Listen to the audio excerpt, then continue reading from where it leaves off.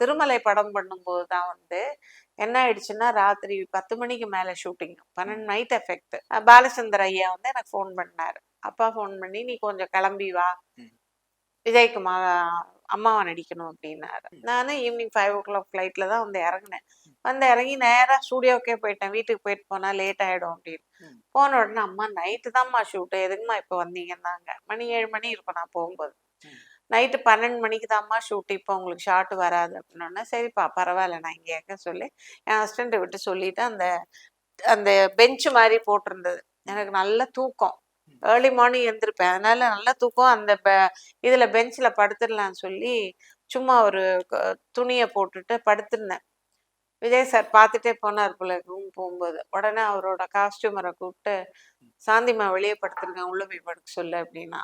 ரூம்ல போய் படுக்க சொல்ல, எப்படியும் நான் ஷார்ட்டுக்கு போனேன்னா ரூமுக்கு வர லேட் ஆகும். 3 மணி ஆயிடும். அதுக்குள்ள நமக்கு முடிஞ்சிடும் வேலை. அதனால அம்மா உள்ள போய் படுக்க சொல்ல.